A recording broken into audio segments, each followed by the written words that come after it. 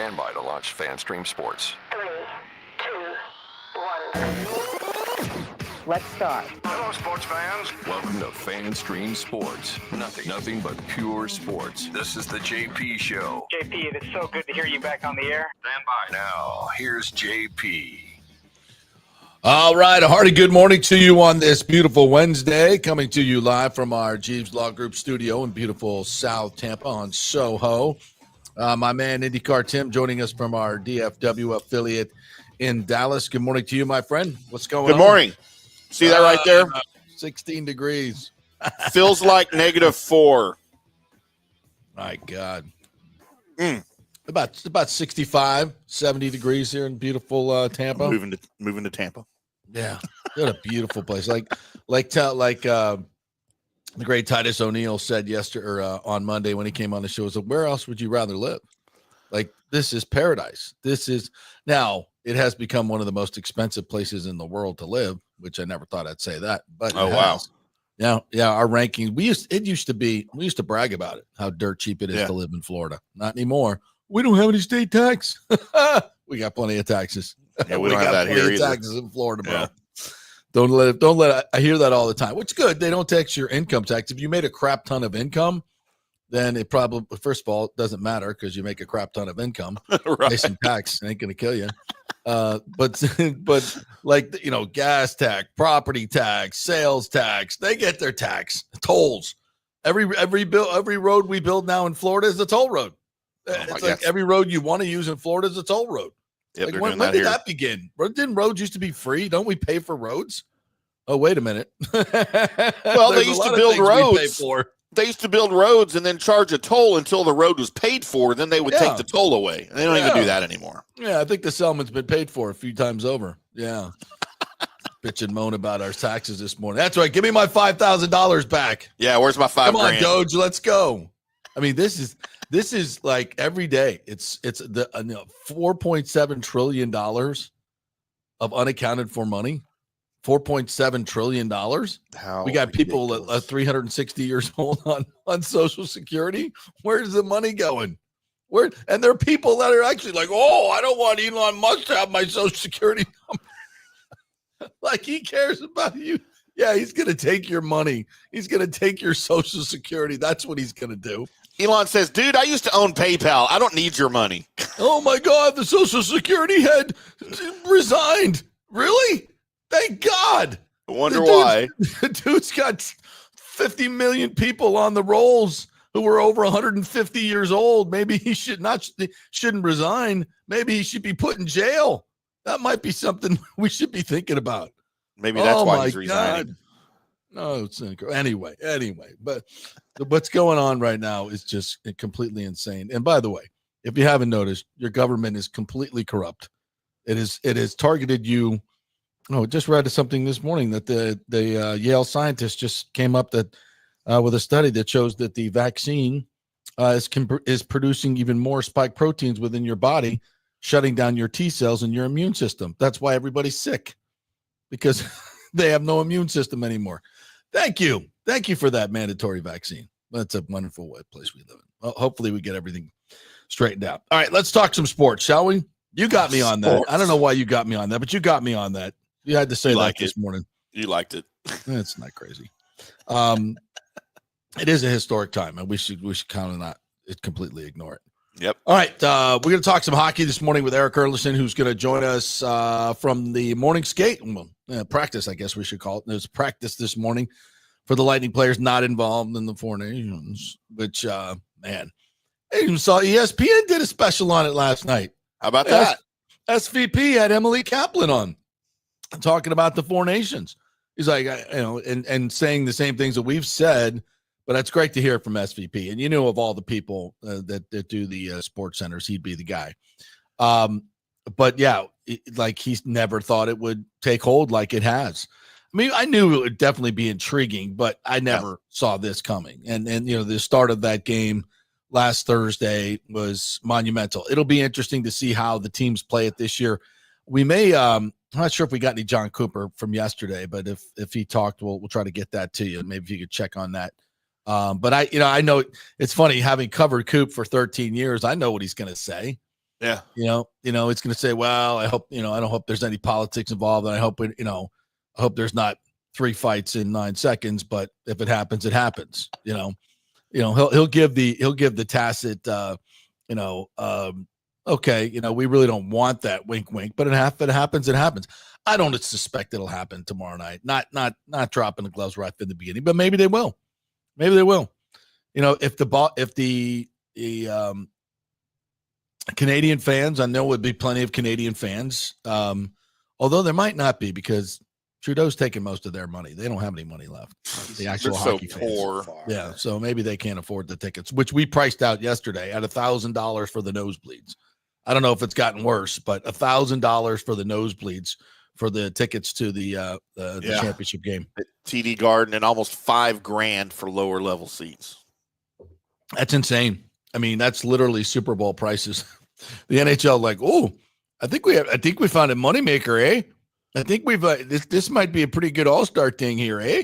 I don't know what tickets cost to an All-Star game because I've never been to an NHL All-Star game, but it ain't that. No, oh my God, no. And the ratings aren't 5.5 million people. I mean, and ESPN's got this game, and they probably paid nothing for the rights to this 4 nations, and they're going to make a freaking killing on this because the ratings are going to be, you got to be going to be north of 5.5 million. I would think. Yeah. Easy. It's going to be incredible. Cannot wait. So Erik Erlendsson will join us about 11:15. He said he's going to kind of feel it out, see when the interviews are, and he'll join us from over there at Amalie Arena. And by the way, Tim, we may have to call him, so just remind me. It depends on where he's going to be at. All right, we'll do some Bucs free agency as well this morning. Are there other guys that might be franchise tagged? The Bucs could start using the franchise tag yesterday. They chose not to. Chris Godwin extended his deadline in that there was an $18 million cap hit that was going to come due, I believe, yesterday. And so he extended the time to get the deal done to March 12th. And we talked about this at length with Scott yesterday. Scott Reynolds, that deal's, everybody feels like that deal's going to get done. So we'll get into a little bit of Bucs free agency as well. We got Rays news, other stuff around and the NFL, all kinds of good stuff to get to. College football news with the Big Ten and the SEC ADs meeting today in New Orleans.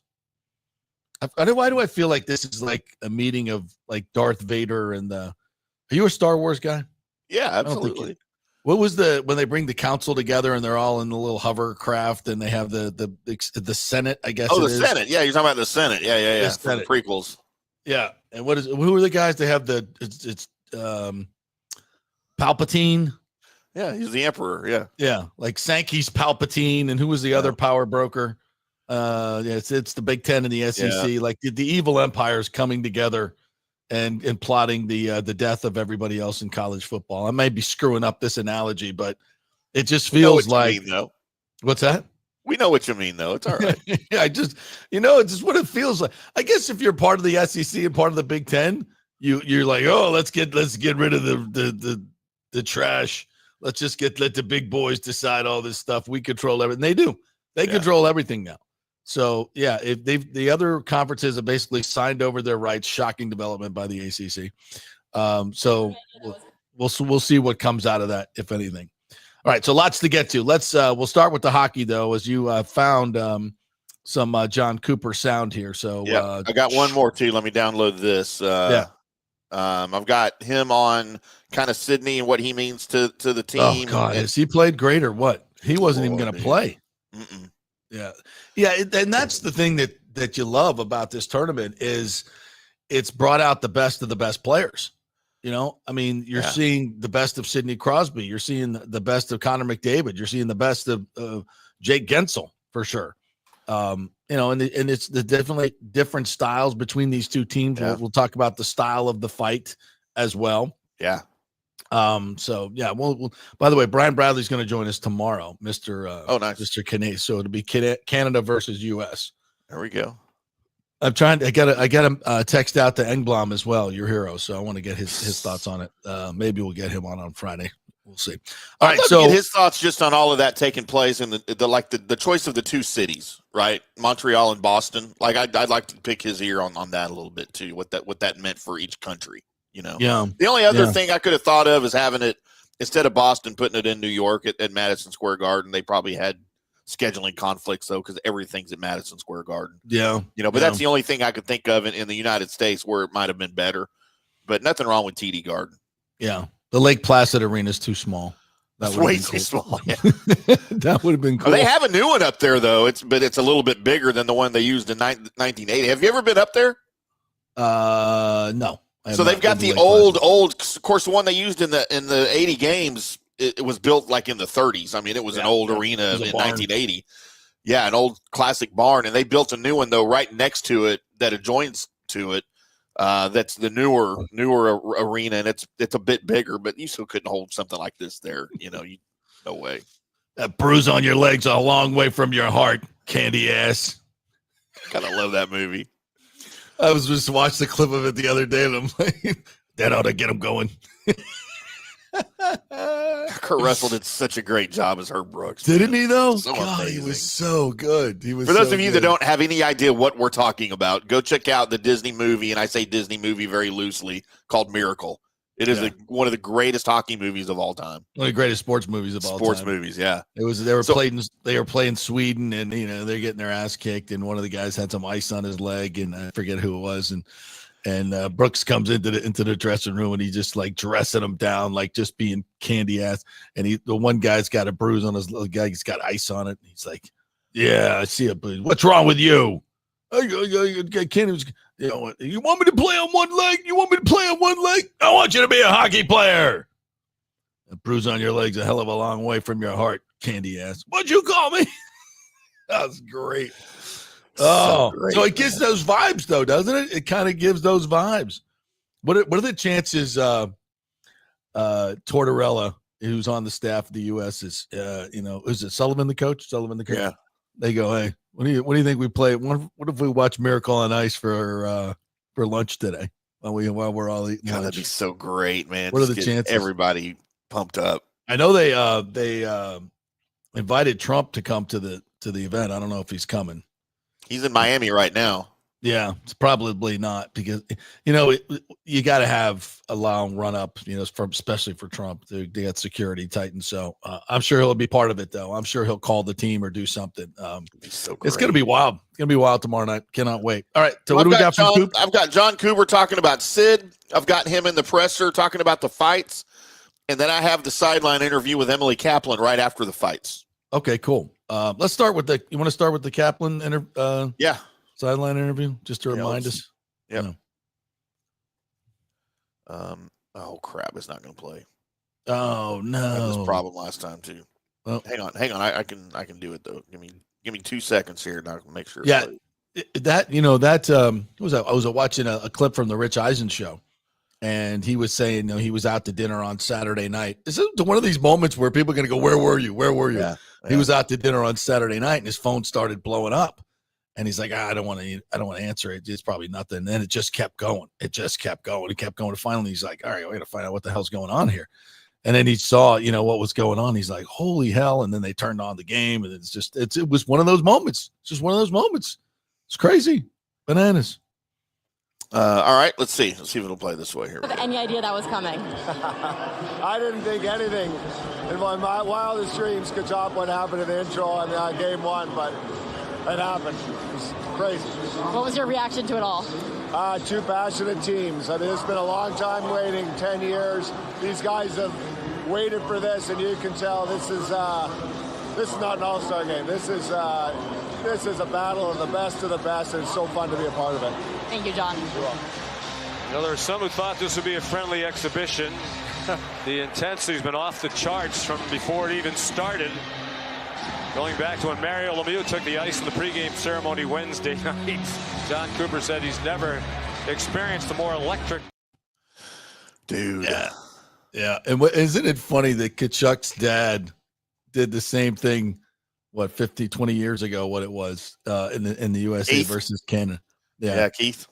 Yeah, I loved Keith, man. That's crazy. And you know what? It is really cool. I will tell you this. because you and I are old enough now that these, and I'm not just talking about Bobby and Brett Hull or, Gordie Howe and Mark. I'm talking about these guys in the 90s that were stars in the NHL, and now their kids are stars, to see how much these kids played just like their dads did. Yeah. All of them. And that's the hockey legacy that is just that people love. That's why, like I said on Monday, I've always thought that hockey should be way more popular than it is, just because of the roots of the game, the fabric of the game. It's something that appeals to Americans. It's much faster than other games, has much less timeouts.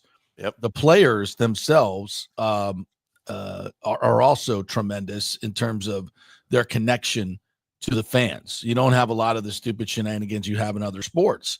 So it's physical, it's fast, it's high scoring, it's high skill. It's got everything. And I compare it to baseball. I'm like, oh my God. Oh, right. Yeah. What would you rather watch? A baseball game or a hockey game? Even compared to football, like we talk about the NFL, my favorite era of the NFL was the 70s and 80s. Yeah. And on into the 90s a little bit, but you even already started getting a little pansy ass in the 90s. Yeah. But you look at hockey now and you compare it to 80s and 90s hockey, dude, it is very comparable still. It is very comparable.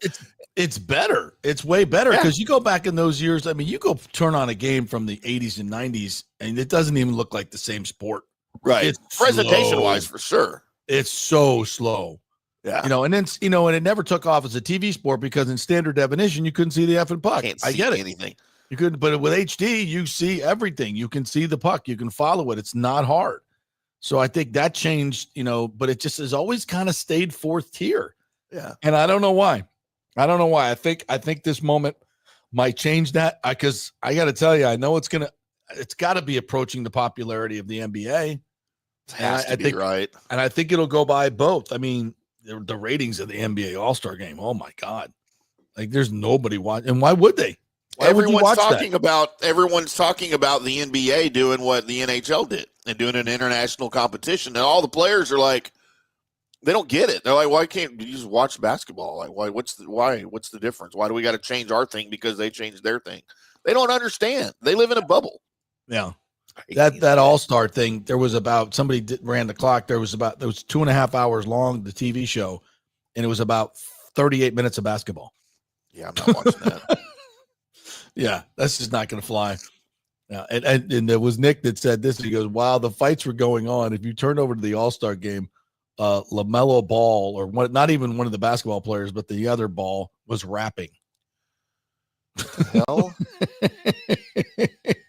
It wasn't even a good rapper. I mean, yeah. So anyway, it's just to me, I wonder if this will be the moment where maybe NHL moves past. Did you not want to play those other Cooper ones, or they won't? Yeah, play?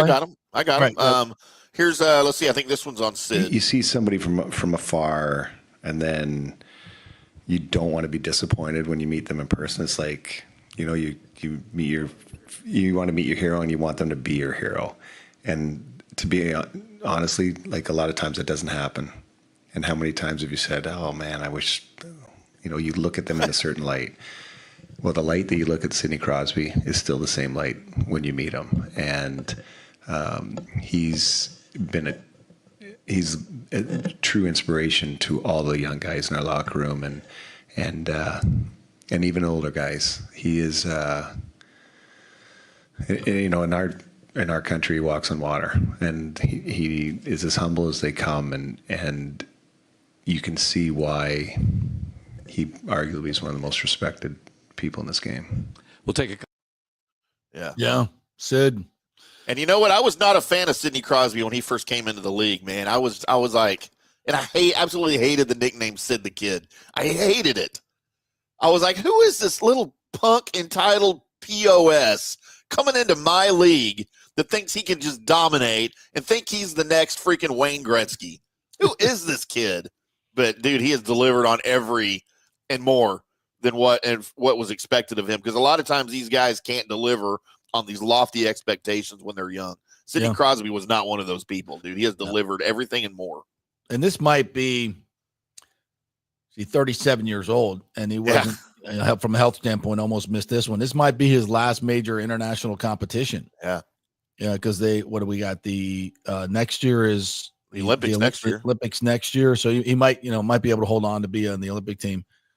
That's going to be incredible, especially after this, because now hopefully, I mean, I don't want to get into this politics, but hopefully Russia will be back in for the Winter Olympics and be part of the Olympic mix, because without Russia, it's not truly an international tournament. Nope. It's not. It's just not. So yeah, that will be bananas, especially for Lightning fans. I mean, oh my God, that's going to be crazy. All right, let's hear from John Cooper on the fights. This is the one more. Well, a couple nights ago, and when I sat up here, and if you were going to tell me something was going to top that, I would not have believed you. But that topped it. It was, you know why it topped it? Because it wasn't planned. That wasn't two coaches throwing guys over saying this is happening. None of that happened. That was as organic as it gets. And it was probably, I guess 10 years of no international hockey exhaled in a minute and a half. That's the truth. Ain't that the truth? Now, there was a text chain. Among, I think, both teams. Really? Yeah. I haven't seen this. I don't know if it was international. Yeah. Right. It could be international. I don't know if it crossed team lines, because if you think about it, is Hagel texting Gensel, saying, are we going to go? I mean, is Bennett texting Kachuk? I don't know. Like, there's obviously there's a lot of teammates on each team where there's some text back and forth, like, you boo our anthem, we're going to go. Yeah. Whatever. Who cares? It happened. By the way, you know what was staged? The John Rocker, Pat Mahomes Sr. French 100%. Quarter showdown. 100%. Staged by Barstool, and they've been caught because Pat Mahomes had to go talk to his probation officer for his 3 DUIs. They're like, why were you fighting on Bourbon Street? That could be a violation of his parole. Yeah. Absolutely. And then he missed a P test too. So he had to explain all that away. And he said, it wasn't really a fight. I was, I'm getting paid to do this celebrity boxing thing. And we were paid to stage something on Bourbon Street and the blah, blah, blah. I'm like, oh. And then Portnoy comes on like, oh, did you see that go down in the fourth French Quarter? Yeah, they were going at it. They just ran into each other. Completely staged. Right. Completely staged. And then we were supposed to believe they immediately scheduled a sanctioned boxing match right after that, right? Like that went together that quick. Like, there's no way anyway. Yeah. Yeah. Anyway, so that happened. So the real fights go down tomorrow night, and we'll see if it happens again. I would probably, I don't know. I'm thinking that passed. It was organic. It would ruin it if they did it again. But you know what? It's a hockey game. It's all organic. Maybe not. Yeah, and maybe it may not happen at the beginning like it did, but I guarantee you during the game there's going to be some fights. Yeah, there ain't no doubt about that. There is no doubt about that, and that's going to be just awesome to see. I feel stupid now for my questions I had going into this thing. If these guys were really going to be trying and playing hard because it's an exhibition and it's not really the Olympics and all that. Yeah, that might have been the dumbest question I ever asked of anything, anytime. I never thought that way. I never thought that way because they're hockey players. Yeah. They're just cut differently. They don't care. They're cut differently. And that's why I love the sport. I love the sport because of that. And that's going to be something else. And just to have, Cooper as the coach and all these Lightning players involved, and Gensel, the leading scorer, I think, for the USA, this matters. It really, really matters. Now, McAvoy is not going to play. Yep. Now, I'd heard Quinn Hughes was coming in, but then I heard he's not. So we'll get it all from Erik Erlendsson. We'll get all the when he. Yeah, it has to do with rules, right? It has to do with the rules. Something about the rules. I think it. I don't know. I don't know what, but I know who does know. Erik Erlendsson. Erik Erlendsson knows everything. We'll get that from him. All right, we'll take our first break. We'll come back on the other side. I want to hit some other Bucs stuff. Who else might be franchised by the Buccaneers? I don't think there's a great candidate, but when it comes down to the negotiations, you never know. So there could be a person here or there. So we'll get into that. We're brought to you by the G's Law Group. We're coming to you live from the G's Law Group studio here in beautiful Soho, South Tampa. So if you have any legal issues whatsoever, make sure you give them a call. They will give you a free case evaluation. If you've been injured in an accident, absolutely, they got to be your first call.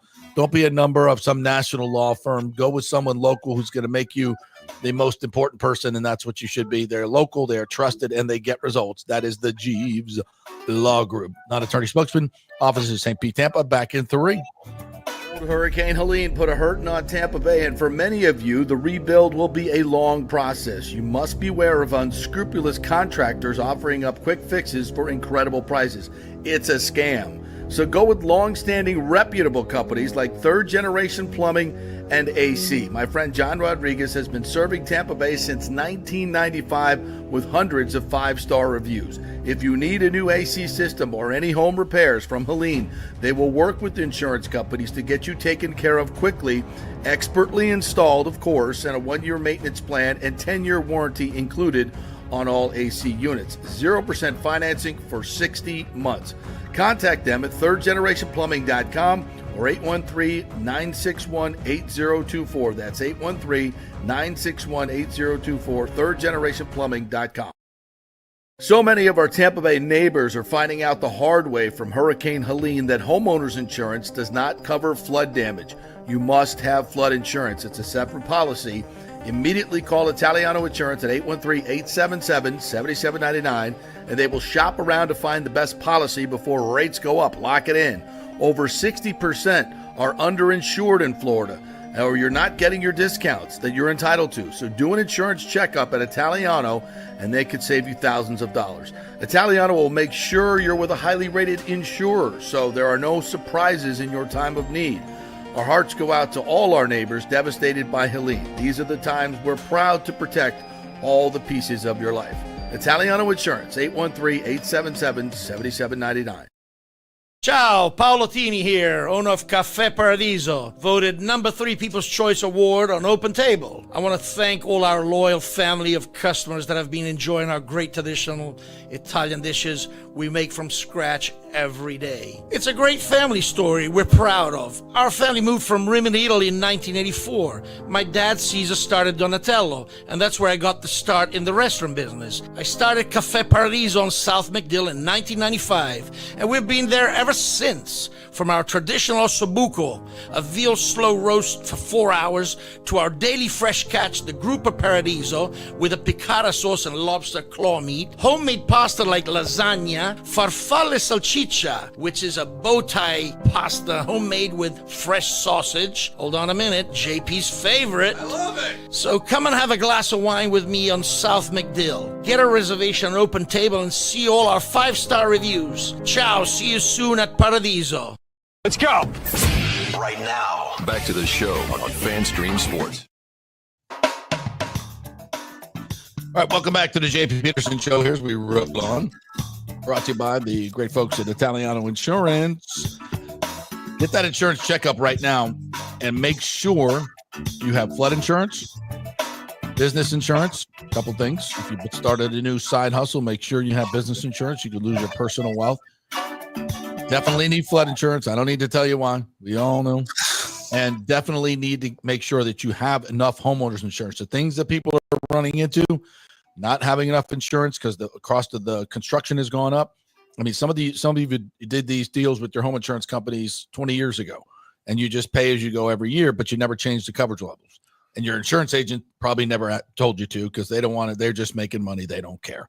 It's not the way they do business at Italiano Insurance. They're going to review everything each and every year. Make sure you have all the insurance that you need. Make sure you're getting all your discounts. There's lots of things that you may have done to your home that'll give you more discounts. We don't need to pay any more than we need to for homeowners insurance. So they'll do that, and they'll shop it around. Should probably, if you've been with a company for a long time, they just increase your rates every year, right? So you may be well over the market value and you don't even know it. So let them shop around all the dozens of companies that work here in Florida and the ones that are coming in and see if they'll save you some money. Really easy. Free call, 813-877-7799. The great folks at Italiano Insurance. Been in business for over 60 years here locally. Love Jeff Italiano and the whole crew over there, Dane. Much great folks. Charity. Tell them JP sent you. Yep. All right, partner. Let's get to some of our commenters before we go digging here. Johnny Hill says Yum Brands is moving its corporate headquarters from Kentucky to Plano, Texas. So Tim can have his way with the renaming from Kentucky to Texas Fried Chicken. Happy Hump Day, TFC Day. There you go. Oh, it is Hump Day, isn't it? Yeah, it is. Do Yum Brands rename some of their stuff like Aunt Jemima and all this stuff? Is that going back now? No, that's Pepsi, right? Isn't Yum Brands Pepsi? Yeah. Pepsi's already based here in Plano. They're probably just moving some of their other stuff in here. We got all sorts of major brands, like Toyota's American headquarters is here now. NTT Data is here now. Wow. Ericsson is here. The Samsung America is here. Like, everybody's moving to Plano here in North Texas. It's literally 5 minutes for all their. Get out of California, move to Texas. It's a big conglomeration of buildings and a big, sector of Plano right off the tollway and our Highway 121. And it's booming. It's amazing. All these companies moving here. Yeah. Lonnie says, I can see the Rays being a little above 500 due to pitching, but at best, fringe wild card team. It'll be interesting to see, obviously they hope Brandon Lau stays healthy. They hope Josh Lowe returns to the 1 year that he was really, really good. They hope that Caminero, even as his full rookie season, becomes a slugger right away. Right. There's a lot of hope going on in the offensive room. We saw him. They all got it was picture day yesterday, so we see them all in their Hassan Kim in his new Rays uniform, looking good. He says he might be able to get back by late April too from his shoulder injury, so that's good. Because having I was here in May, right? I think I was here in May for him, but that'd be great. He will. That was the original projection. You never know, but with the Rays, it'll probably be late May. Right. Yeah. A little above 500. I think with this pitching staff and the additions that they've made, that I think they can. And it's like Neander said, like if they can get to average offense, they could win. They can win a playoff game. But again, without proven sluggers in the lineup, it's just going to be very difficult to navigate the postseason. But let's have a great regular season. Let's have an incredible vibe at Steinbrenner Field. It's going to be packed. It's sold out outside in April and May, March, April and May. We got some March games too. It's going to be fantastic. Now, when the dog days of summer come, I get it, but the place is still going to be packed. It's still going to be packed. The tickets are too expensive. People got to use the tickets. So yeah, I think it's going to be great. I'm really looking forward to this season for a lot of different reasons. And if we can get new ownership before the start of the season, I don't know if that's going to happen because obviously Stu wants to muck it up for everybody. To me, It's up to Major League Baseball at this point. How much do they want to push? How much do they want to push to get this new group in and get it rolling? I think they want to do it, but I'm sure there's a lot of legal things that they have to do. I mean, you just can't tell Stu Sternberg what to do as much as pressures the Major League Baseball.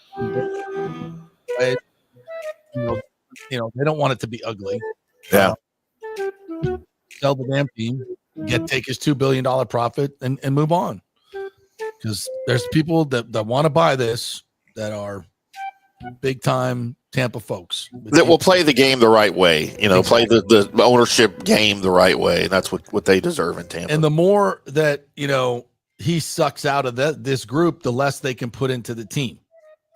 So and the new stadium. So that's all part of it. He's going to try to get $3 billion. Of course he is, but the numbers just don't work at that number. It just can't do. If they can get the deal done for 1.8, $2 billion, which is where it should be in terms of the revenues, and then being able to put back money into the team, you can run the team the right way. An extra $1 billion for the team will screw that all the metrics up. Obviously, maybe we can get a loan from the Treasury. Everybody else is getting money from them. Yep. Bucs Basement says, where do they slot? The same place they've always slotted with Sternberg in charge. No actual star quality moves like the Red Sox did. And what else? And what's to get excited about for a team that struggled to hit? Yeah, a little bit later on the show, we're going to get into kind of comparing what the Yankees have done, the Red Sox, the Blue Jays, and the Orioles. And the Orioles, I think, are going to be a much bigger player financially moving forward with their new owner, who said yesterday basically they have no restraints on payroll. Has Stu ever said that? I don't think so. Bucs Basement says, I refuse to get excited about the Rays until Stu sells the team to owners that will actually spend until they were just trapped in Stu's personal purgatory. I'm with you. But this year I'm going to suspend that because they are playing outside in Tampa, and I'm excited about that. And I've always loved rooting for the team. I love the team. I love what they do on the field baseball wise. It's tremendous. I'm a huge Rays fan, a huge Kevin Cash fan. I just wish they would give him a little bit more to work with. I mean, just one more bat in the lineup, a bona fide 30, 40 home run guy, outfielder, corner outfielder would just dramatically change the lineup dramatically with what they have. And unfortunately, with runners in scoring position, they were 212 last year. I think the worst in the history of baseball. I mean, and the reason is because you can pitch around guys. It's so easy. You're going to get to the guy that you can get out. That's why then you get a favorable matchup with the runners in scoring position. You're going to get the lower outcome every time. Yeah. When you have that many holes on your roster, it's easy for the opposing team to play into that. You don't have a lot of options to defend it. Brandon Lau's hot, you just pitch around him. If Yandy's hot, you just pitch around him because there's so many holes in the lineup, and you end up having, runners on a second and third with Taylor Walls up every freaking game. And it just, that's going to be your outcome. It's going to be your outcome.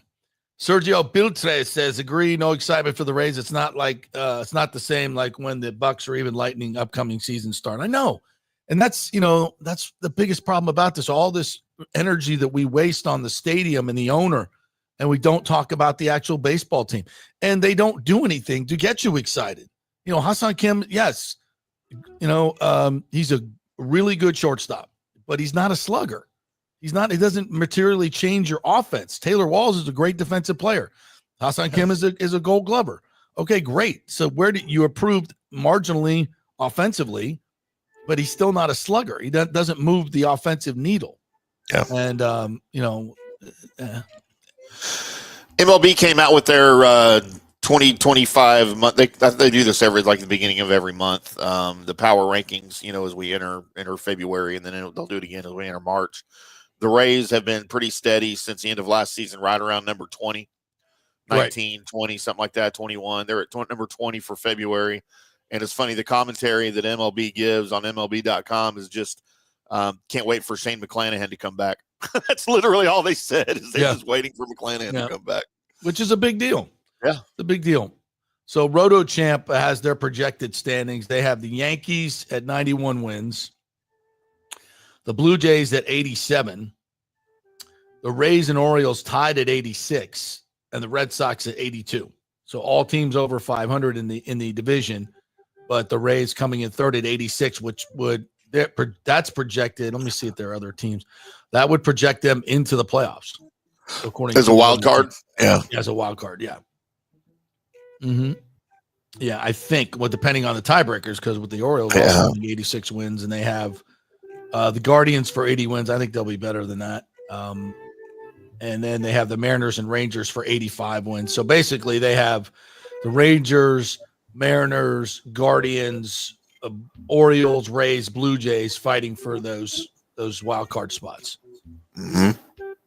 Which I think it's about right. I mean, you look what the Yankees have done and what the Red Sox have done. I mean, the Yankees obviously lose Soto, but I still think they're loaded. I still think they're far and away the better team. The Blue Jays always look great on paper. Vlad Guerrero's going to play out his option to be free agent next year. But then, of course, the Red Sox, they've obviously spent some money here recently, and that makes them a better team. It makes them a better team. They got to figure out who's playing where. But all in all, I see the Rays as probably the fourth best team in the division. Where do you say, is that where you think they slot? Yeah. I mean, I don't know how you could argue anything different than that. Because any of those teams, this might be finally the year the Blue Jays get it right. I mean, they still have a very talented roster. The Orioles always impressed with what they've done, and now they have an owner that they may go out and spend a little bit more money. You never know. So we'll see. We'll see. But I think the Rays slot in third or fourth, just underneath the cusp of the wild card. But they can make it. But again, I don't see them challenging for a World Series title. Unless they, by some miracle, they do something at the deadline. And listen, if there were new ownership to come in, I think, when you have a packed house every night at Steinbrenner Field and the Rays and I think they'll get off to a good start and they're in the hunt and maybe even leading the division come deadline time. You don't think this new ownership group's going to want to make a splash and go out and add a couple hitters?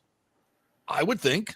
I mean, this is all conjecture, obviously, but if it goes the way I think Major League Baseball wants it to go, and a lot of Rays fans want it to go, and I think it could happen. Just imagine, like, at the deadline having the option. Oh, yeah, with Sternberg, it never was. Yeah, not to make a significant move because it would always have to add payroll, and that was never going to be in the deal. Nathan Elliott apparently is a Star Wars geek like you. Sounds like it. He's more than me. Was featured in Star Wars episodes 1, 2, and 3. Sheev Palpatine was a senator from the planet Naboo. He became the Supreme Chancellor and later the Emperor during the Revenge of the Sith. That is all correct. Okay. So Greg Sankey would be Palpatine. And who's the Big Ten commissioner now? I forget. I don't even remember, Who would that be? Is there another? Darth Vader. Darth Vader. Let's just go with Darth Vader. That's it. Tony Petitti. Okay. The NBA is a joke, says More Right Rudder. Shiz product with a bunch of Shiz employees working for the association. Yeah, it's just not. It's not at its best right now. Really, bad product, man. Tim Ham as guard of the water bucket and end of the bench could be the Bucs' best option for franchise tag in 2025. We'll get into it later, but I don't think they're going to use the franchise tag this year. No, and we can kind of get into that a little bit right now. Actually, we'll do it after the break. Get through all you great commenters.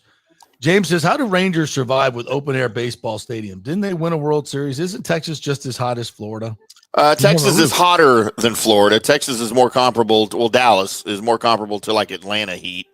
And they, in fact, did not win a World Series with an open-air stadium.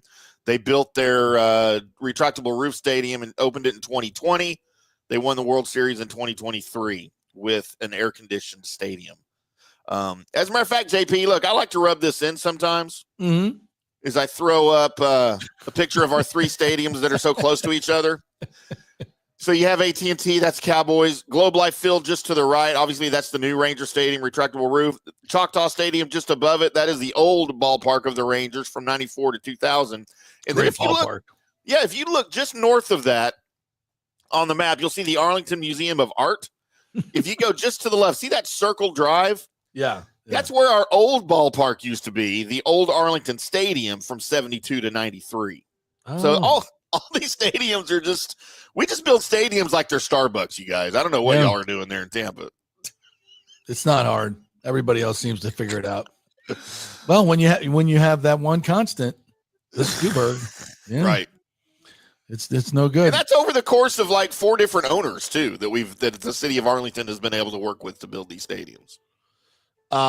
James says, just wait until the usual 3 or 4 pitchers out for the season with Tommy John. I know everybody's like, "Oh, we got 6 starting pitchers. What are we gonna do? We got to trade one." I'm like, no, don't trade one. We'll be down to 4 by opening day. He's absolutely right. He's 100% right. That's the way it goes with the Rays. Nathan Elliott says, Vince Naimoli had no money. Stu Sternberg has no money. That is the history of Rays ownership. Broke billionaires. I'm here to tell you, Stu Sternberg's got money. Stu Sternberg's got money. And let me just make a caveat to that. And I keep going back to this because, I had someone, we kept you up to date about the lawsuit because I had a really good connection to those partners who, for some reason, not for some reason, their attorneys during the lawsuit, the Rays lawsuit against Stu Sternberg, their attorneys absolutely shut down those owners from talking to anybody in the media. I think it was a horrible decision. Lawyers, I always tend to say we don't want, and because they can't control what's said, and I get that. I get that. But I think you, in a situation like this, you do specific interviews with specific people who know what's going on, and you script it out as best you can, but you can still get, because they never put any public pressure. There was never, there was never really anybody to talk to. If reporters wanted to go get the side of the partners, they wouldn't talk. And I think they did one thing. The lawyer did one thing, and it was really clunky, and they didn't do a good job, and then they just shut it down. Yes. I think it was a terrible mistake. But whatever, they got paid. And I was told they got paid 9 figures. And I don't know what that, in the high 9 figures. So if that's the case, if Stu got slapped that bad, and it's entirely possible because the judge declared that that's one of those counts was going to trial, and they were going to have discovery and all that stuff, and Major League Baseball was never going to let that happen. So it was like, you got to settle this case, and then you lose a lot of leverage when that happens.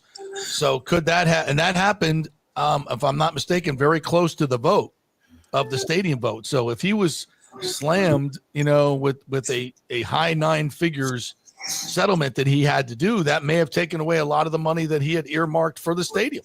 I don't know that. I'm just reading the tea leaves here. The only thing I know is that settlement was a big one. It was a big check. So maybe that's what changed the whole thing. He would never admit it to. He can't admit to it because all the NDAs were signed about, and you can't disclose what the settlement was. But he had to. It was settled, and usually settlement means you're admitting guilt. And of course, if you read that lawsuit, he was guilty as sin. Already did that one.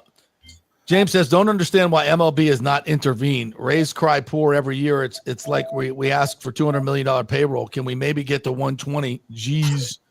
Yeah, exactly. I was listening to an interview with Bob Nightingale on 620 the other day, and I think it was Bob Nightingale, and baseball expert.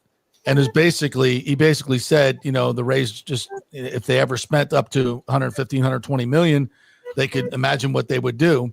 And of course, that whole point was just, let's move on to the next question. We don't want to talk about that low payroll. But it's true. And everybody knows it. If you give Neander $40-50 million more, and his team would be way better. And it wouldn't, and it's, you get to 120 and 130, that allows him to make trades where there's salary coming back. Right now, the only trade he can ever make is if it equals salary. And that probably eliminates 80-90% of the possible trades that he can make. So you're completely handcuffing your brilliant general manager, which makes no sense whatsoever.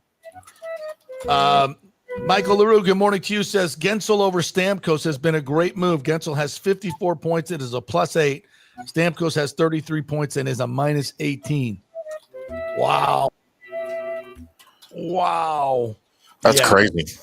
Yeah. I knew we talked about the disparity about midway through the season. Yeah. And I hate talking about the disparity because it does diminish Stamkos, but it's, facts are facts. It's father time. Steven Stamkos, arguably the greatest Lightning player ever. And that will always be. That will always be until maybe Kucherov surpasses him. But But as far as this year, the Lightning are a much better team than they were last year. Mm-hmm. And it's I agree. close, especially 5-on-5. Daniel Rivera says all this MLB vetting these groups is going on behind the scenes, just as you said it would go months ago, regarding 50 to 700 million for the land and 1.5 to 2 billion for the sale of the team. Yeah, listen, obviously MLB has to vet all new ownership groups. That takes time. The negotiations take time with Stu. All the while this stadium thing is going on. It's a lot. It's a lot going on. It's a lot of numbers for Stu to look at. There's a lot going on behind the scenes in terms of Major League Baseball. You have all the political shenanigans that are going on. And, you really read between the tea leaves. And when you hear Mayor Welch talk, every time he talks and he's like, no more money. This is the best you're going to get. And we're more than willing to move on without the Rays here, which is something he never said until he talked to Manfred. That is something he never uttered out of his mouth. They were willing to move on and redevelop this property without the Rays. That only happened after Manfred talked to him, and it's my belief that Manfred said, "Look, this deal is dead. Stu's got to sell the team.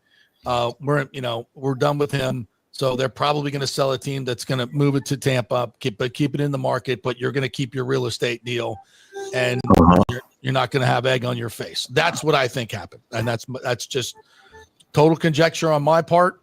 But just reading the tea leaves and what everybody said, and by the timeline of all that stuff, I think the lot full have probably heard the same thing. Yeah, and that's why they approved the bonds. It's like, listen, they're not going anywhere. They're staying in the marketplace, but we're going to relieve you of this horrible deal. So pass the bonds, pass everything, put it in their court so you can keep the real estate, and he won't be able to grab that. Yep. So I think in my mind, that's exactly what happened, but we'll see. What did Rick say? Stu isn't broke. He's just waiting for his inheritance from his 168-year-old grandfather.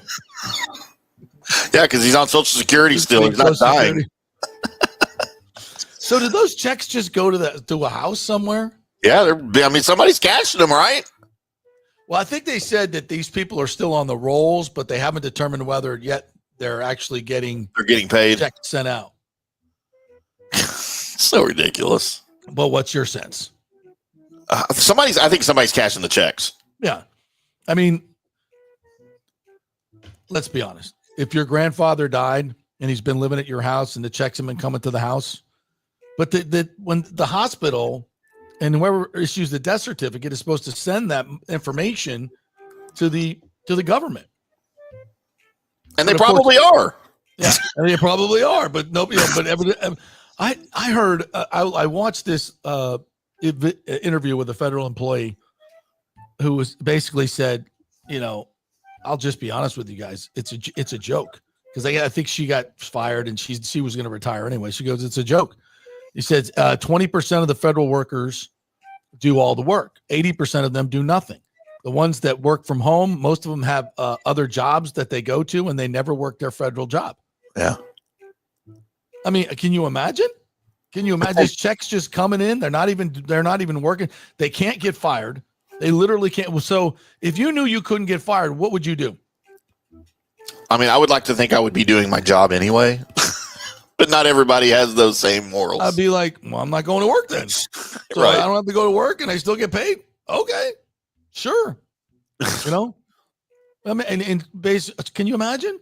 So this 80% of the federal workforce is doing nothing, and the other 20% is doing the work, and then they're probably doing the work so they can get all the kickbacks. Right. It's insane. They're more motivated. And there's actually people mad about this. They're so blind with their party allegiance that they're actually mad about this. That blows my mind. It's your money, bro. It's your money. You're paying taxes. Wow.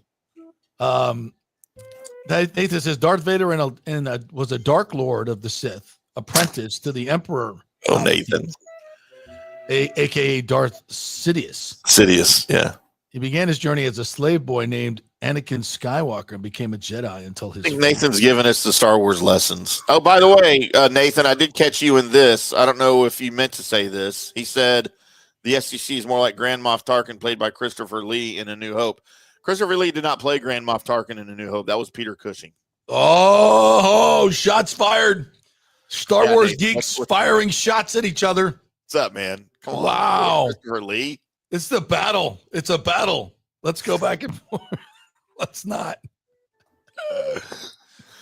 And for those that are my age, we don't refer to it as A New Hope. It's just Star Wars. That the first movie was just Star Wars. We don't call it A New Hope. James asked the question. He was right. But if the Bolts get beaten first round again, how does the trade for Stamkos really work out?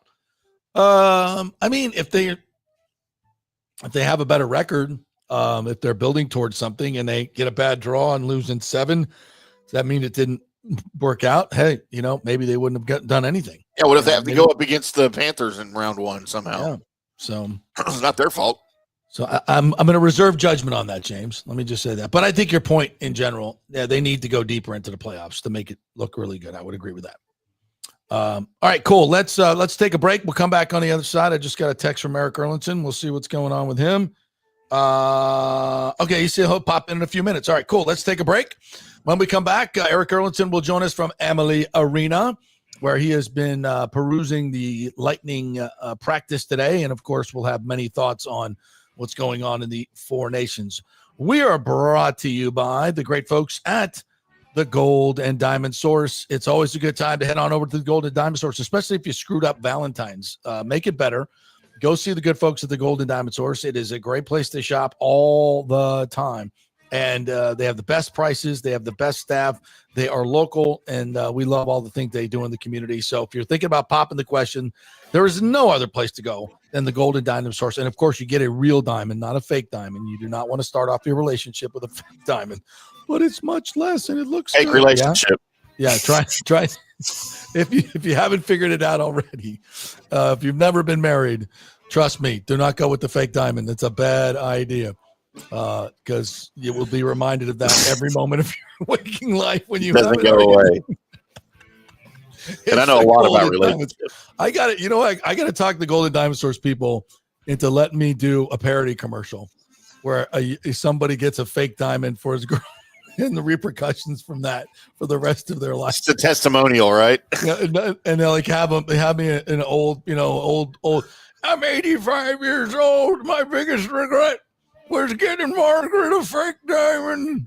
She never let me forget it the rest of my life. Well, I implore you, young whippersnappers, get a real diamond, or you'll never hear the freaking end of it. Ah. She left you for Harrison Ford. Just that promo right there. I'm going to send it to him. They'll be like, yeah we that's good. We got to use that. All right, quick break. Back in 3. Stay with us. Hey, JP here for my concierge medical professional, Chris Lugo, PA. You've heard him on the show for a couple of years where he shares invaluable medical, nutritional, and supplement advice. With Chris, it's like having a medical provider as your best friend. What I love about this concierge service is the convenience and support he offers. I can text or call him 24/7 with any questions or concerns, and he'll promptly call in a prescription if needed. No office visits or copays required. It gives me peace of mind knowing I have someone genuinely invested in my health, not just focused on insurance profits. And the best part, the Bay Area Modern Medical Center's personal concierge service is more affordable than you might think. Don't let insurance companies dictate your health care. Take control of your health and wellness today. Visit BAMMC.com for more information and to schedule your initial free consultation. Empower yourself and take charge of your personal health with BAMMC.com. Hey guys, February's birthstone is amethyst, a stunning purple gem that symbolizes peace, protection, tranquility, and sincerity. Celebrate her birthday or your 6th and 17th wedding anniversaries with an unforgettable amethyst gift. And of course, for over 40 years, the Golden Diamond Source has been Tampa Bay's most trusted name in fine jewelry. We only sell natural diamonds. If it's real love, it should be a real natural diamond. Don't get a fake. The Golden Diamond Source first-time buyer program will help you learn about the 4 C's, what style, shape, and color works best for you and your unique style. Folks, it's the best customer service. They make it so easy for you, and they're not going to push you into something that you cannot afford. 0% financing for up to 5 years. If you finance $5,000, it's only $83 a month. Also, you can turn your old unused gold into cash or a stunning new piece. With gold prices soaring, there's no better time to trade up. So get that old jewelry and bring it on in. You know where, the Gold and Diamond Source, 3800 Overton Road, always online at thegoldendiamondsource.com. JP here for the Jeeves Law Group and my man Scott Jeeves. If you're going to hire an attorney, do you want some guy looking for a quick settlement and a quick buck, or do you want an attorney with some chops? Scott is a board-certified civil trial lawyer and a certified circuit court mediator. Been practicing in the Tampa Bay area for over 30 years. He is a peer-reviewed AV preeminent-rated civil trial lawyer. They just don't hand out those classifications. He's been the lead class action counsel on many complex consumer protection cases and has handled hundreds of serious personal injury cases. He's dedicated his career to protecting injured victims and is committed to vigorously representing you. We're local, we're trusted, and we get results. Personal injury and personal attention. Call for a free case evaluation. That's 888-9-JEEVES. That's 888-9-JEEVES. The Jeeves Law Group. Let's go. Right now, back to the show on FanStream Sports. All right, well, welcome back to the JP Peterson Show here as we roll on and waiting the arrival of the great Erik Erlendsson, who will pop on here in just a little bit. We are brought to you by the great folks at Third Generation Plumbing and AC. Ran into John Rodriguez at the Sports Club of Tampa Bay event the other day. He is the owner, and he said they have been slammed busy, and we appreciate you guys for using them. And, we always say this, all you ever want from a plumbing company, AC's company, and by the way, they'll do any type of work you have around the house. If you need some restoration work done, whatever it is, they can do it all at Third Generation Plumbing. So make sure you just go to their website, thirdgenerationplumbing.com, and you can email them or call them, tell them JP sent you. They've been super busy. They're one of the contractors that obviously has been here since 1995. And there are snakes and people all over the place trying to take advantage of poor people from the hurricane. The work is still being done. It'll be done for quite some time. So if you're not happy with your contractor or you still haven't had it done yet because you can't get one, Third Generation Plumbing will definitely help you out. So give them a call, tell them JP sent you, and if it's not right, Johnny will make it right. He's one of those old-time businessmen, local businesses that make sure that it's done right, because this program and word of mouth are the only advertising they do. So that's because they do things the right way. So when my pipes freeze, because we're now at minus 6 degrees wind chill, holy 17. When my pipes freeze, will they make a trip to Little Elm, Texas? Probably a little bit out of the service area. But, I think so too. Yeah. So it's feels like minus 6 outside. Yeah, that's the wind chill right there. See where it says? So it's 17 degrees. Feels like minus 6. So you don't have the window open today. It's open like that much. You sicko. Like, you can't go out in that. No, like I just went out. I had to go take the dog out, and my dog runs out. Normally he'll run out and pee, and it's like hard for me to get him back in, right? Before the end of the commercial.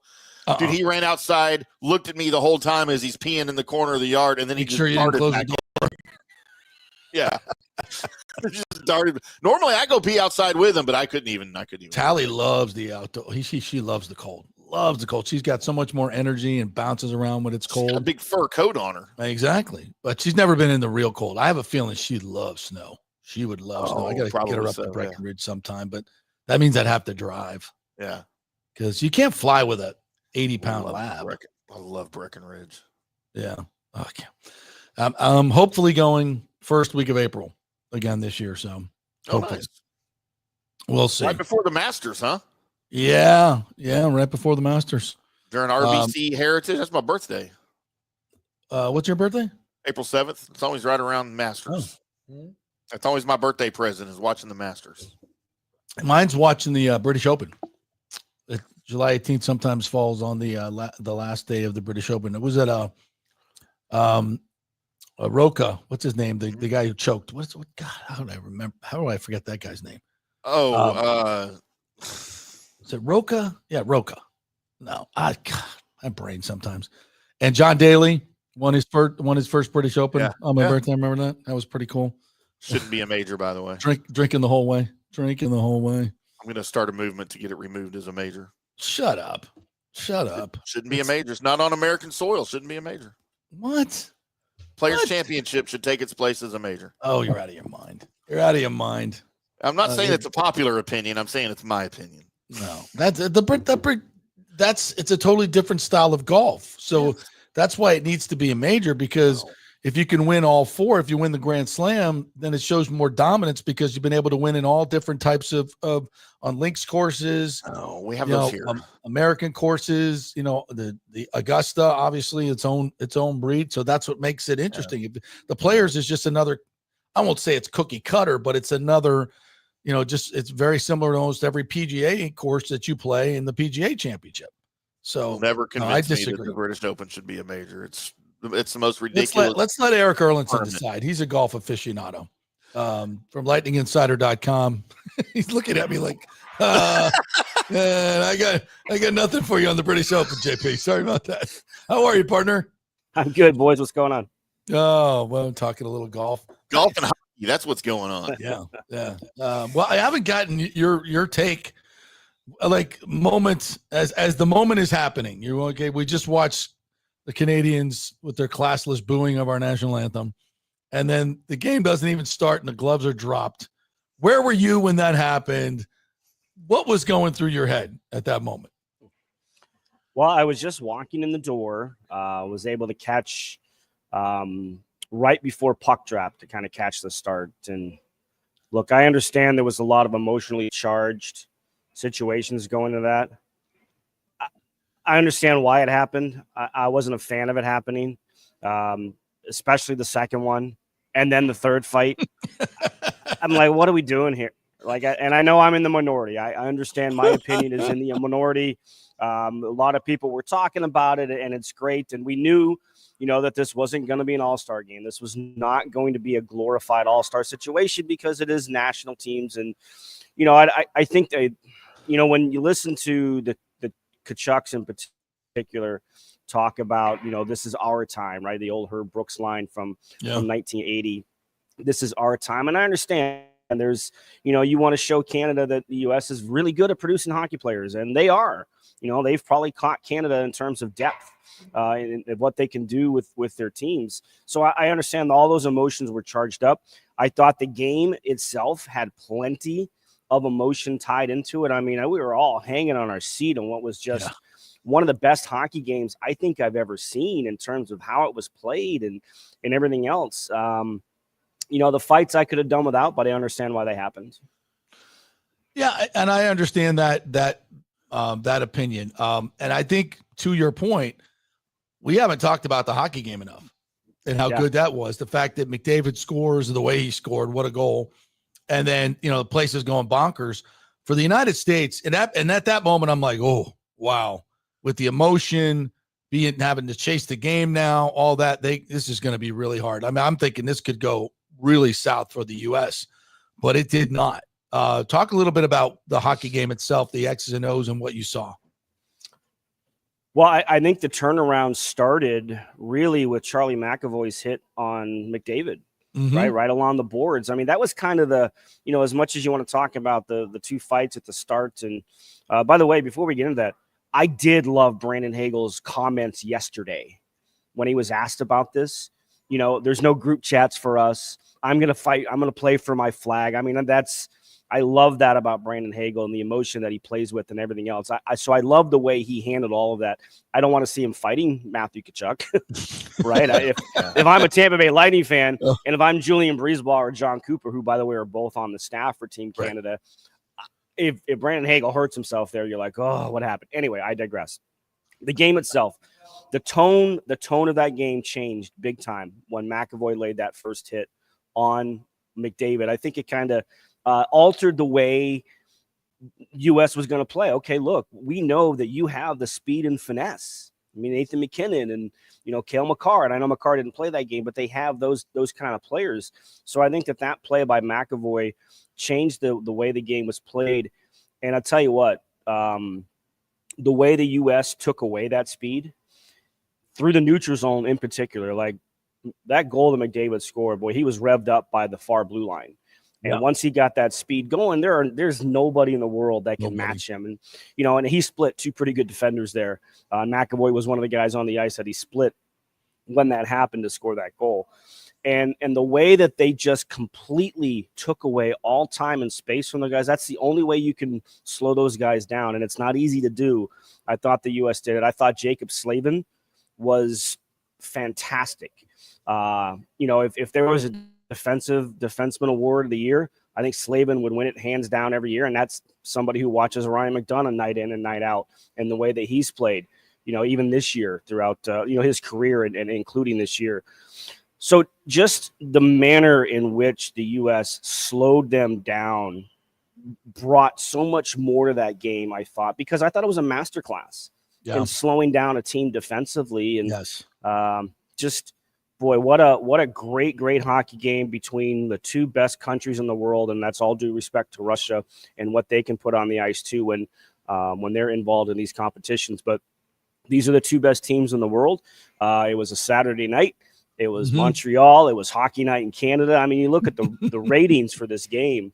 You know, I'm interested to see what they're going to end up being tomorrow night. But just an absolutely brilliant, fun, emotional game on so many levels. And I hope we get a repeat, something like that tomorrow night. Erik Erlendsson joining us here. And John Cooper, he said yesterday, I believe, and after the game, that he had no idea that his team was going to do that, was going to fight. It was completely organic. And I think he also made the point about it's been, 16 years since these two teams have played. So there's a lot of pent up emotion or whatever the number is. And I think, it always seems like Cooper strikes the right chords. And I think he was a brilliant choice to be the coach. And I think it's played out that way. What are your thoughts on the way Cooper has handled this and the Lightning players? We forgot to mention, gets them 2 goals in that game, will forever go down in history for the United States as one of the biggest games ever. Yeah. I mean, look, there's a lot of pressure on John Cooper in this tournament. Yeah. And, I like you were reading it after the loss to the U.S. Can John Cooper handle this? How's he going to be able to do this? Can you unlock their offense? And, because they did blow a 3-1 lead to Sweden in the third period and had to take that game to overtime. Yep. If that game had went the other way and Jordan Binnington made some fantastic saves in that first game against Sweden, we'd be talking about a Sweden-U.S. matchup right now and not Canada. And boy, would that have really not sat well with Hockey Canada and their fans. So, but I think the big thing was I can't imagine what goes through a coach's mind when you look at the talent that you have assembled for a tournament like this. Right. How do you come up with line combinations? You had 2 practices, and then you go out and play. So you don't have a lot of time to kind of figure it out. And, I think the way that he handled things heading into that final game against Finland, putting Braden Point on a line with McDavid, because Point is one of the few guys who has that kind of speed that can play. Yep. So I think he started to kind of put those things together. I think he grew as an international coach in this tournament, and heading to that one. But there is a ton of pressure on John Cooper to deliver for Hockey Canada. And, the pressure will be even more next year when they're at the Olympics. And this is kind of a trial run. And boy, what kind of an appetite does this whet for all of us heading into the Olympics next year? And what could just be another epic tournament, that takes place on that stage. But it is, I don't like that this is necessarily in season, because like I said, if Brandon Hagel, Charlie McAvoy's already hurt. Yep. Now he's week to week. He's not playing tomorrow night. He's got an infection that stems from injury that happened on Saturday. Shea Theodore is already out. Who knows how long he's going to be out. He might have broke his wrist in that first game against Sweden. So I don't like that this takes place during the season, especially late during the season. But boy, to get international hockey best on best back into the public spotlight, look, I figured this would be a fun tournament. I didn't think it would be this good. Yeah. Right. Agreed. Sweden, Canada, overtime. Sweden, Finland, overtime in a game that mattered. That we talked about the U.S. Canada game. Finland almost with that epic comeback on Monday in the third period, down 4-0 to Canada, and made that 4-3 with 1:15 to go. I mean, this has just been fantastic hockey. So it's really, I don't know, Coop said it, like for a decade, this has been the brightest spotlight on the sport in a decade, because you put best on best in a competition together, and the players didn't treat it like a glorified all-star game. And I knew they wouldn't, but you've seen the emotions that come out, and this game has to be played with emotion. You think back to the scene from Mystery Alaska, and you got to play this game with a bare knuckles, and the character that was supposed to be Don Cherry, played by Mike Myers in that show. You have to play this game with a lot of emotion, and I think that the players in this tournament have brought that out, and we've all benefited from it, from what we see, what we feel, and what we can't wait to see in a year in the Olympics. Erik, are they handing out individual awards for this? We know Thursday's winner gets a gold medal for the Four Nations, the very first one. Are they doing individual awards for these? Are they doing like an MVP of the tournament and all that good stuff? I haven't been able to find anything on that. That's a good question, Tim. I don't know the answer myself. I haven't seen anything I haven't seen that in any of the press updates or anything like that. I know they've been the number one star of the game has been getting a little gift box and stuff like that. I would imagine so. And if not, there'll be a de facto one. Yeah, sure. The writers will, doing. You just wonder if it would be for Canada, how great it would be for Crosby. He's certainly in the running for that with 5 points in the tournament. Werenski here in the U.S., 5 points in the tournament. Stars Michael Granlund's got 4 with 3 goals. Jake Gensel's got 3 goals and 4 points in the tournament. He's a +2 on the ice. So I mean, there are a lot of guys that could get it. I was just curious about that, and even it'll be heavily weighted to this last game. And before I get to that game, your thoughts on the Lightning players, how they've played. Obviously, Gensel has been huge. And how does this I said this yesterday, I think this springboards all these guys. They come back in their Lightning sweaters. They're 3 feet taller. They've got to come back with some swagger for the final third of this season. What are your thoughts on how they played? Well, again, Brandon Hagel doesn't know how to play any other way. Right. Doesn't matter if he has a lightning bolt on his chest or if it's the maple leaf on his chest. I mean, he just plays the game at 100 miles an hour with intensity and emotion, and he's shown that. He hasn't had a huge impact. Obviously, the fight stands out at the start of the game. He hasn't had a huge impact on the score sheet, but, the penalty kill, obviously him and Cirelli on the penalty kill have been great together. Cirelli's been kind of quiet a little bit. I think he was on the ice for a couple of goals against Sweden. They kind of let them back into the game. But I think Braden Point, I mean, the opportunity to play with some of the players that he has, I think getting that goal against Finland helped him big time. Doing what we know he can do best, and that's being around the net to make that quick move. So I think just being involved in those type of games, those pressure games, and we're talking about especially Cirelli and Point, who have won Stanley Cups, right? Like they've been in big moments, but the more big moment games you can be in, the more you're going to benefit from them. And look, I don't know if they will play in a more electrified atmosphere than they did Saturday in the U.S.-Canada game, and that can help you deal with it. Deal with those type of things. Can you calm yourself down? Can you put your emotions a little bit on the side and just, cool the adrenaline a little bit in an atmosphere? So I think that's going to help them big time for whatever they can do. The more experience you can get that, the better off you're always going to be as a player. So, and look, I mean, Victor Hedman to be the captain of his country. I mean, that's the thing about this tournament. Sweden is the only team that doesn't have a regulation loss, and they're not playing in the final. Yeah, how about that? Right? It's kind of a setup that the way they, and that's why I say had they beat Finland in overtime, had they beaten Canada in overtime, it'd be a much different situation and a different story. But I think the players certainly going to benefit from just being in this atmosphere, and I think John Cooper is going to benefit big time from the opportunity to kind of deal with everything that comes with being the head coach for Team Canada, especially with the spotlight that's been on it the past week. All right, so let's move on to this game tomorrow night. $1,000 to get into the game. That's the get-in price. Is $1,000. Anything down low is $5,000. I think it's going to be, and I think this is a moment. I think Coop's right. There's a moment for hockey. You and I would always would say that we're surprised that hockey isn't a bigger draw than it is in the United States. I think it's a wonderful game. I think it's going to surpass the NBA and Major League Baseball at some point because of the way this game is played.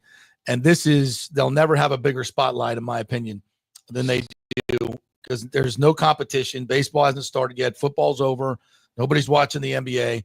This is going to be huge tomorrow night. What kind of game do you expect? What changes, adjustments does Cooper make?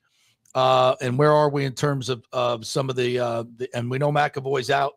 Who's slotting in for him? Let's set up this next game. So, it'll be interesting to see X's and O's wise what Canada can do in particular to kind of get through the neutral zone. I mean, McAvoy was such a big part of what happened on Saturday and him not to match up against McDavid, especially I believe the U.S. has home ice advantage, quote unquote. So they get last change. Oh, good. In terms of how all that's going to match up.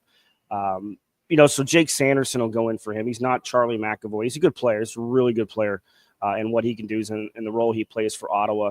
But what can Canada do to create and generate that speed through the neutral zone? What can they do to get McDavid loose, to get McKinnon loose? Because the U.S. bottled them up big time in that game. So the Kachuk brothers look like they'll both play. Matthew missed Monday's game against Finland. Brady left after the second period, only took one shift after he ran in the post. He's expected to be back. Austin Matthews sat out that game. He's expected to be back. Obviously Canada without Shea Theodore. Makar, who didn't play, he's a difference maker. I mean, he's one of the best, if not the best defenseman in the league, and what he can create and the way that he can move the puck. You talk about speed and skill from the back end and what he can make. So he'll have an impact on this game after missing that game Saturday with illness in that one. And look, I expect the emotions to be maybe not as high, but near that level. And as long as both teams are near that level in terms of what they bring to the ice in terms of that emotion, I think we're just going to be in for another game on the spotlight on North American soil. I think that matters. I mean, we haven't had this type of thing since the 10 Olympics that took place in Vancouver and that gold medal game between the U.S. And Canada. You think the impact that that game had on a lot of the players that are participating specifically for the U.S. In this tournament. They were, 10, 11 years old when that gold medal game took place. So to have this back in the spotlight the way that it is now, and the buzz that it generated over the weekend and the build up and the rematch for this game, I just think we're going to be in for a whale of a game tomorrow night. There's a curiosity here that I've seen that I haven't heard a lot of people talking about. And I know it's international competition. It's technically neutral ice.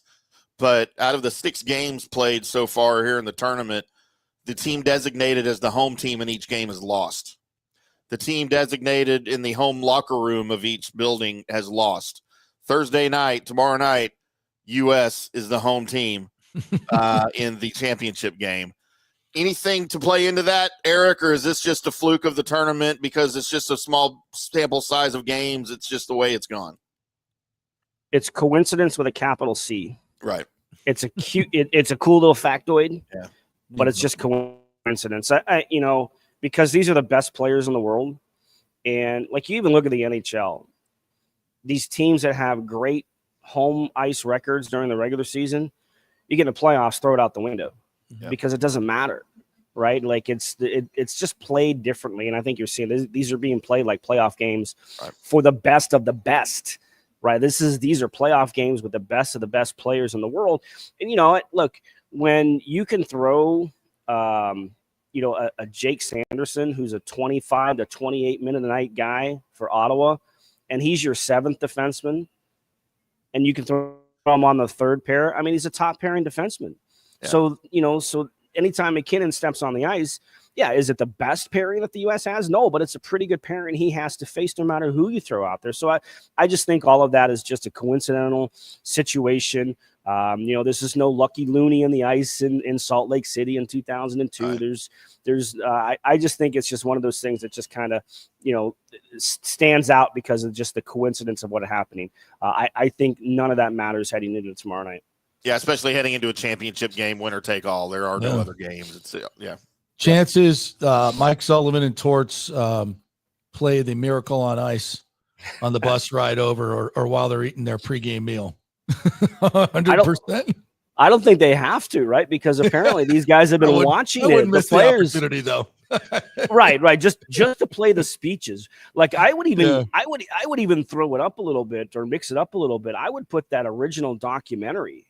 Yeah, where the guys with the actual players were talking about the speeches that Herb Brook gave. I mean, you're not getting the Rob McClanahan. The leg is a long way away from the heart, and I already quoted that this show, by the way.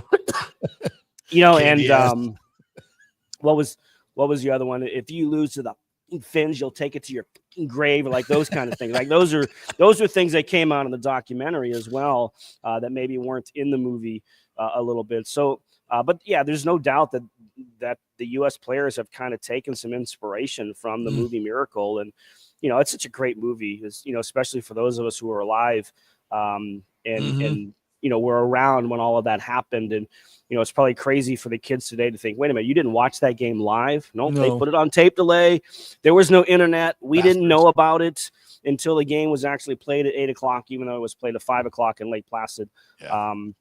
But look, anything you can do to tap into a little bit more intensity and get people fired up. But I think in this situation, if you're not fired up for this game, you have no emotion. And if you have no emotion, you're not playing in this game. So any chance on Thursday night, Mike Sullivan comes out, leads his boys out wearing the famed Herb Brooks tweed jacket from 1980 Oh my to lead the boys? Look at that sucker. Yeah, baby. You know what? If it was another coach, well, maybe not Torts. But if it was another coach, I might say so. Mike Sullivan does not exude that type of personality. No. He's a great coach. Dealt with him for years here when he was an assistant under Torts. But wouldn't that be a great moment? How great would that? Oh, it that would be awesome. I mean, that's what I'm looking for. Players would love it. All the different symbolisms and all those things. Bring it. I don't care how cliche it sounds or any of that stuff. Just do it all and make it as nationalistic for everybody. And I wonder, if Coop is feeling pressure on his pregame speech. Do you sit in your office and go, what do I need to come up? Do I need to come up with something here? I mean, to your point, you guys are going to be jacked up anyway, but this is a moment. You want people to be talking about your speech 50 years from now, especially since the cameras are in the room now all the time. Right. In 1980, there were no cameras in the locker room. Certainly Herb Brooks wasn't going to allow that anyway. No. Yeah. But yeah, I mean, look, because we now we see the speeches, and the speeches go, viral, for lack of a better term, in what they do. Yeah. So yeah, I think there's a little pressure on both coaches on how they deliver their pregame, because there is that delicate balance, because you already know or have an idea what's going through the player's mind before they even step into that locker room. So you have to devise a way to tap into that emotion and build it more, right? Like you want to have this build up to a crescendo moment as you're walking out on the ice, so you can carry that with you from the locker room to the ice. And so, yeah, I think there's some pressure. And I mean, Coop is one of the best, right? Like we've heard some of these locker room speeches that he gives. And, we saw the one from the other day. So yeah, that's one pressure I didn't think he had to deal with, but yeah, I think you're right. I think there is some pressure that the pregame speech carries with it. So yeah, he's probably in his room writing on a napkin or something, trying to figure out what to say, looking for good buzzwords. Yeah. All you need to do is just go through the history of Canadian hockey and the international events and those moments and the players who are now, indelibly marked in that nation as the greatest to ever do it in those moments. They're never forgotten. They're immortal, and it's their turn. So it makes this stuff so cool. All right, Double E's awesome stuff. Let everybody know what's going on with lightninginsider.com and your coverage of this event. Yeah, well, as you can see from the background, I'm out here at the practice rink. The players that are in town are back on the ice. A couple of practices today, tomorrow, and Saturday before they resume their season on Sunday against Seattle. Obviously, Victor Hedman's not on the ice. Obviously, the guys that are taking place in the Four Nations final tomorrow night are not here. We won't see them until Saturday, maybe not even until Sunday. But so we'll start to gear up some coverage here. Lightninginsider.com is the website. There's a yearly plan. There's a monthly plan. The yearly plan is $40. A monthly plan is $4.99 a month. That hasn't changed in the 8 years that I've been doing this now. So that's still the same Inflation, price. Eric, you got to up your prices, bro. Yeah, you know what? I've had people tell me that, but I'm a little concerned that if I go up, then people will stop renewing. So I've kept it constant, and and the return of games on Sunday means the return of being back on the radio. JP, you'll be doing last call Sunday nights, and I'll be on with Greg and Chief in pregame and intermission, and we'll get rev back up for what should be a very exciting run to the finish, because of Lightning, in case everybody forgot, because we've been so wrapped up with the Four Nations. I didn't even ask you about it. The Lightning, finished off the pre Four Nations schedule with 4 straight wins, all in the division, and really improve their spot in the standings coming into the break. So we'll keep an eye on how the team performs. And then, of course, whatever Julian might do heading in towards the trade deadline, because once we get back, there's only a couple of weeks before we hit the trade deadline. So we'll be seeing what kind of tweaks Julian can make to this roster to put them up even better and give them a chance at making the playoffs and another run in the Stanley Cup. Lightninginsider.com is the place to get it all, folks. The best coverage in town, without question. Thanks, partner. Appreciate it. Thanks for jumping on. You're well, boys. Thanks. I didn't even ask him about The Lightning. Like I'm so We wrapped got more up in this important Four things Nations going on right now, JP. But it's like I'm so obsessed with the Four Nations, which is of course the Lightning, all over it. So yeah, I mean, coach and players, right? You got everybody over there. Yeah, I wonder how like Kucherov and Vasilevsky feel like watching this. Like, come on, man. Can you imagine? That'll be next year. I mean, for God's sake. Will it be? Will it be? Yeah, because the war will be over. The war will be over. Doesn't mean sanctions will be over, though. I'm just saying. Well, I think with the leadership in charge right now, we'll probably see some pressure put upon the IOC to make sure that everything's. Let's just move forward. Just this thing never should have happened. Ridiculous. Let's move forward. Stop killing people, and let's bring hockey back to where it needs to be. No politics, please. Get your politics out in my hockey.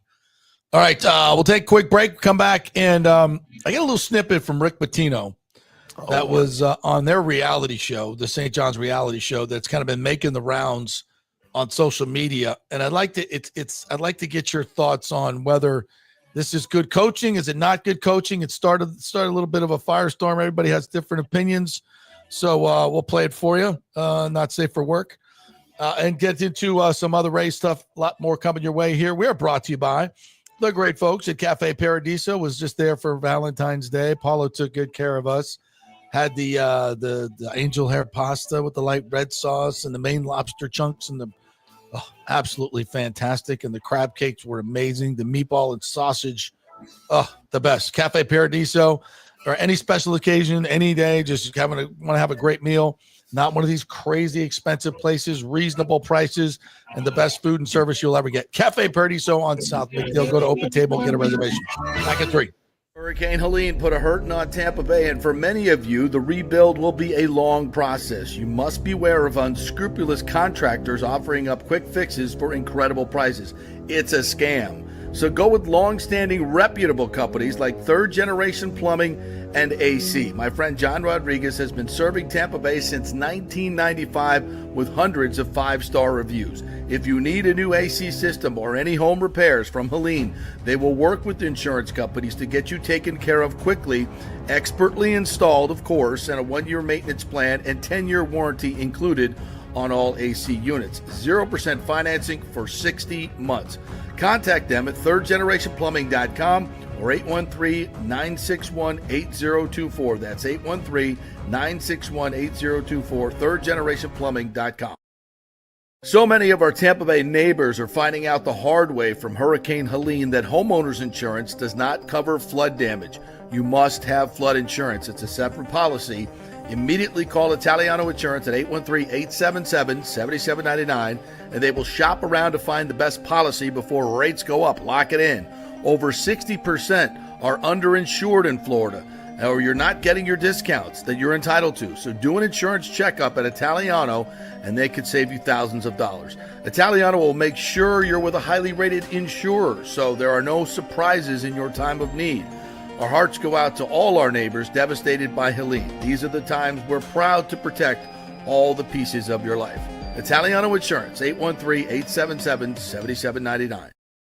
Ciao, Paolo Tini here, owner of Cafe Paradiso, voted number 3 People's Choice Award on Open Table. I want to thank all our loyal family of customers that have been enjoying our great traditional Italian dishes we make from scratch every day. It's a great family story we're proud of. Our family moved from Rimini, Italy in 1984. My dad, Caesar, started Donatello, and that's where I got the start in the restaurant business. I started Cafe Paradiso on South McDill in 1995, and we've been there ever since. From our traditional ossobuco, a veal slow roast for 4 hours, to our daily fresh catch, the Gruppo Paradiso, with a piccata sauce and lobster claw meat, homemade pasta like lasagna, farfalle salchicha, which is a bow tie pasta homemade with fresh sausage. Hold on a minute, JP's favorite. I love it. So come and have a glass of wine with me on South McDill. Get a reservation on Open Table and see all our 5-star reviews. Ciao, see you soon at Paradiso.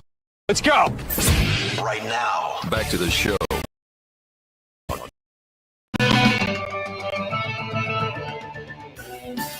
Stretching my legs. Sorry about that, folks. I was just reading a post that Trump put out about Zelensky and Ukraine. Oh, no. There's never been a leader like this guy. Listen, I don't like all of it. A lot of it's kind of crude and bullish and it's like a bull in a china shop, but I ain't arguing with the results. That's no, the answer. Not at all. Sure, it's much needed. I know many of you hate him. I get it, but it's entertaining. That's for sure. Yeah. All right, welcome back to the JP Peterson Show, brought to you by the great folks at the Gold and Diamond Source. Go get your post-Valentine's Day, your makeup jewelry. If you screwed something up, you need to get the makeup jewelry done. Kind of like the makeup sex. Does that work? I don't know. I mean, you would think, right? Yeah, hopefully it works for you. Not against you. But the Gold and Diamond Source, you will definitely get the best treatment. You'll get the best budget. They'll keep it within your budget. You'll get the most for your money. It's 3800 Ulmerton Road, always online at thegoldendiamondsource.com. Michael LaRue asks me, can the Major League Baseball owners just vote Stu out if they want to? I think they could. There's probably something in the bylaws. I mean, they forced Marge Schott out, right? Yeah, kind of. Didn't they? I think her ownership, but I mean, that was for different reasons though, right? Like that Did you have like some Hitler stuff? Yeah, like with Nazi things going on with her organization there in Cincinnati. Like, didn't she have some like mementos in her office or something? Yes. And some of like she used to say some of the most racist things. She didn't care, man. She did not give a crap. No. Well, Stu's not. At least we give him that. He's not that bad. He's not that bad. We know of. What do we know? Yeah. Well, not that bad. But no, I don't. I think they can. I think they can come to a realization that he's been the issue in getting this deal done. Yeah. And say, enough's enough. Your time is up. Let's give somebody else an old try. It's what they did in Namoli. Yeah. I mean, back in the day, Bob Basham, Chris Sullivan, a bunch of the original partners with Namoli. It got so bad. You got to remember, there's a managing general partner, right? So just because Namoli or Stu are the managing general partner doesn't mean that they own the most stock in the team. They're all minority owners. They all have small pieces, but someone has to be designated because MLB only wants to deal with one person. So this, that particular person is designated as the managing partner, and it was Vince Namoli. And typically it's the person that has the most in charge and most of the money in it, but doesn't have to be, but typically it is. And so Stu had a very small fraction when he first bought it, but then along the way, and that was part of the lawsuits, he forced out his partners. And according to the lawsuit, there were only a few partners left that owned 10% of the team, and he owned 90%. And those are the people that were in the lawsuit. And my guess is that when they settled, they also bought out their shares. That would be my guess. So, I think he's pretty much 100% owner. I don't know that for sure, but I believe that's what we read in the lawsuit. I could be wrong on that because I've seen people say different things, but I'm pretty sure he owns most of the team or a large part of it. But I think Major League Baseball pretty much controls what goes on. And if they feel like, okay, enough's enough, there's plenty of ways for them to, give a strong nudge to a certain owner and say, bye-bye. So this says he owns 48% of the team as of October 2005 when he took over from Namoli. Yeah, 48. So according to the lawsuit, I think, because that stuff is not public record unless it's in a lawsuit, and I think that's believe what I read there. So, okay. All right. Well, about the Rays on the field, Shane McClanahan pitched live batting practice yesterday. One of the things you love about Sugar Shane is his competitiveness. That dude hates to freaking lose. Maybe gets the best of him sometimes. And he yesterday gave up a single on I think the first pitch to a backup catcher and got really pissed at himself, but then settled down and was throwing 97, 98. So, I mean, I truly expect the same Shane McClanahan to come back. I don't think, it may take him a little bit of time to get as sharp as he was, a couple of years ago when he was the best pitcher in baseball, started the All-Star game. He's freaking unhittable. I mean, that's your guy. That's your bulldog. That's your A guy. And he's going to hopefully take the mound 35, 36 times this year. And the Rays should hopefully win at least 20 of those games. if not more. That's the way it should be with your Hoss. And then you go down the rest of the way. Shane Boz has just obviously shown great stuff. Taj Bradley has showed tremendous stuff. I think may have some of the best stuff on the staff. And he's just been a tick away.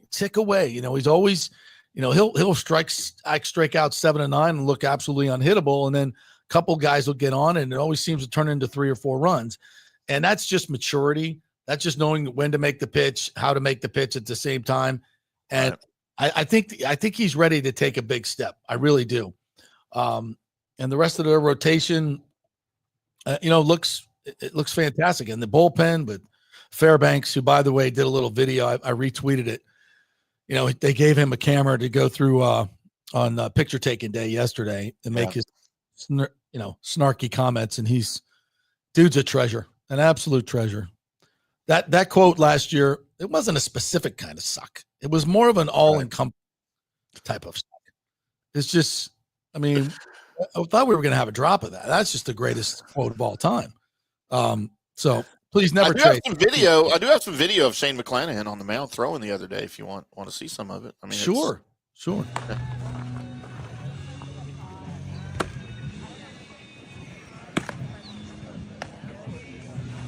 More of that.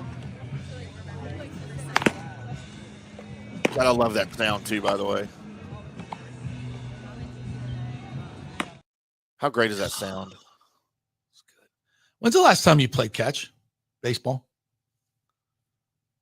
Probably 2 weeks ago. Oh, yeah, that's right. You still got your routine. Yeah. I just do that every chance I get, man. I go out.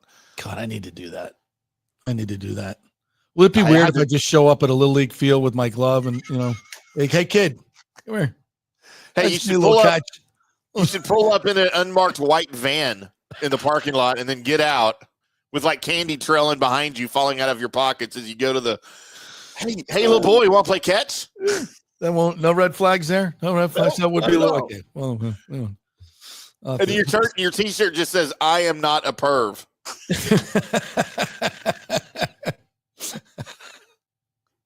You're sick. Yeah, no red flags. Yeah. So the pitching's going to be awesome, but it's just a matter of, Junior Caminero did hit a home run off of Shane Baz yesterday in live batting practice. So that's going to be kind of a huge X factor for them. If Caminero can settle in and, you know, in a true rookie season to hit 30 bombs, well, that changes a lot of different things. If, you know, and if to Michael LaRue's point, the change in ballparks will be a factor this season. The Trop is a pitcher's park and Steinbrenner Field is a hitter's park. Absolutely.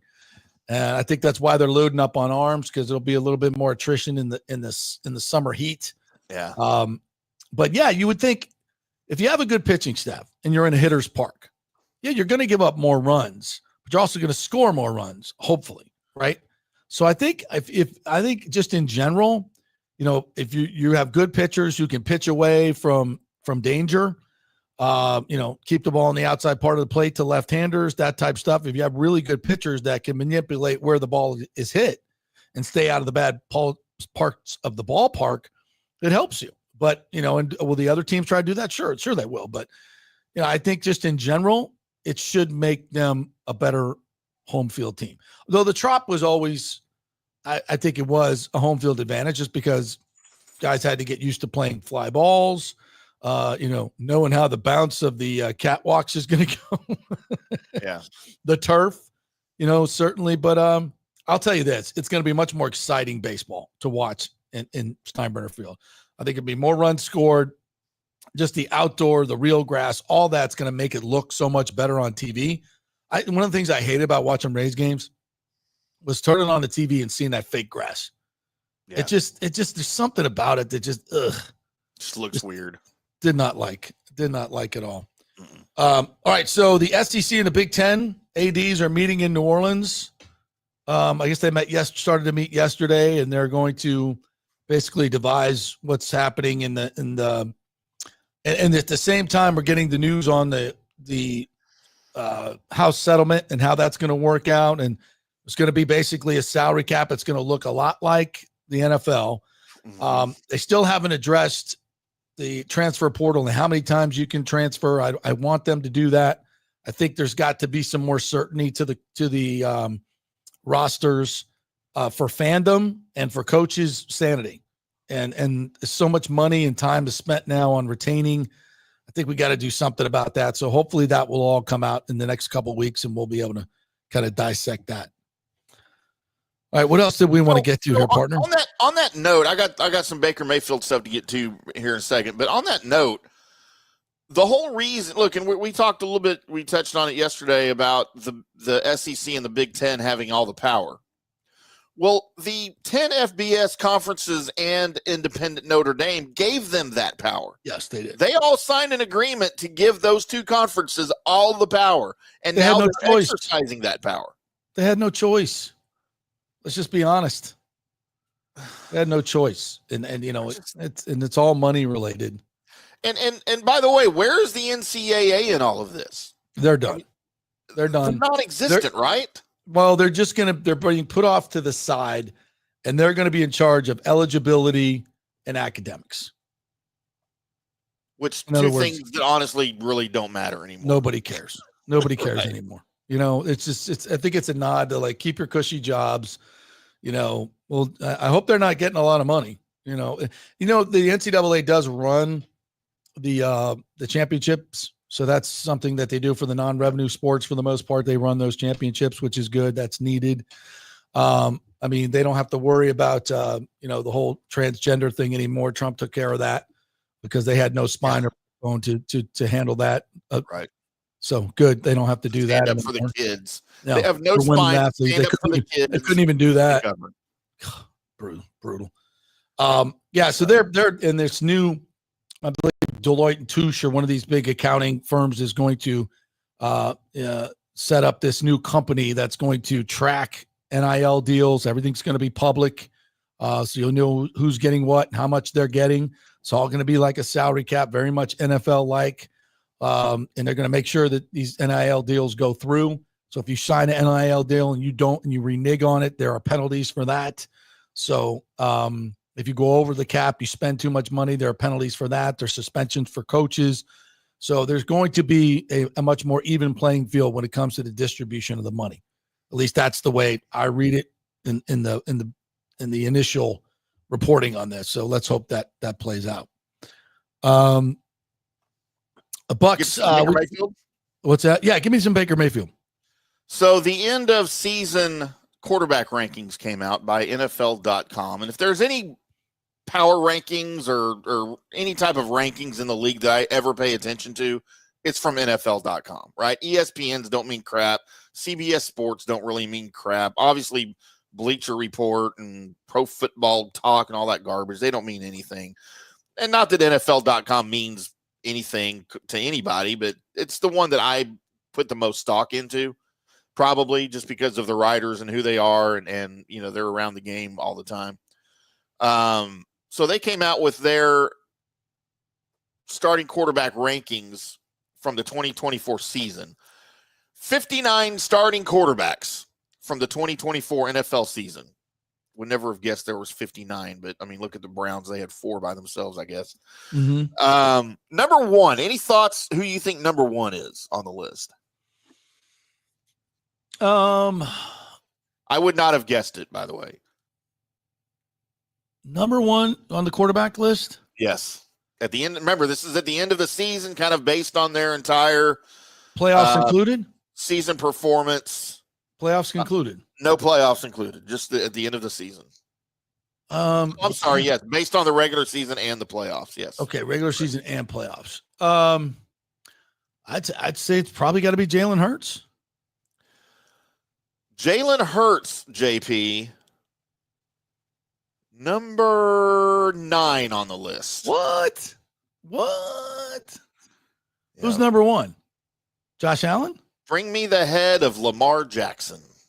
Okay. I don't have a problem with it. I just wouldn't have guessed. Yeah. That's why I didn't guess Josh Allen or Lamar Jackson. Those would be my top 2 guesses. Yeah. Josh Allen, your league MVP, number 2 on the list. Okay. No. On a losing team at number 3, although his stats were maybe the best of anybody in the league, Joe Burrow. Yeah. Yeah, his numbers don't have are a off the problem chart. with that. Number 4, early out in the playoffs, disappointing season overall, I believe. Jared Goff of the Lions at number 4. Yeah. And then rolling through the top 5 here, this guy's probably higher than he needed to be, but it's probably close. Number 5, Jaden Daniels. Yep. As a rookie. Yep. But again, not a ton of problem with it. He did post some impressive stats. Incredible. And then finally, getting some notoriety finally from a national outlet somewhere, for the love of God, Baker Mayfield at number 6. So he's a top 6 quarterback in the league. A top 6 quarterback in the league. But there's still people out there saying, oh, you can't win a Super Bowl with Baker Mayfield. Now listen to some of the names behind Baker Mayfield, right, as we roll through the top 10 here. Patrick Mahomes at number 7. Now, yes, Patrick had a miserable year. Probably doesn't even belong in the top 10 based on last year alone. Right. But he's Patrick Mahomes. He's going to get recognized. One of the top possibility trade candidates that a lot of teams are looking at that need a quarterback, including the Steelers, the Browns, the Raiders. Matt Stafford at number 8. As the Rams are considering moving on from him. We said Hurts at number 9. At number 10, Jordan Love of the Packers. I said going into the season, I didn't get it. You know, everybody was putting him in like top 3 quarterback in the league. I'm like, whoa. Yeah, I like Jordan Love. I still think he'll ultimately be the best quarterback in that class that included Herbert, Tua, I forget who else. 2020 class. Well, Justin Herbert had a pretty damn good year. He did. He's actually number 11. Yeah, he's number 11 on the list. He played a lot of winning football. He did. Geno Smith at 12, Sam Darnold at 13, Brock Purdy at 14, and then C.J. Stroud at 15. Those are your top 15. Dak Prescott, by the way, of the Cowboys at number 19. That's probably way too high.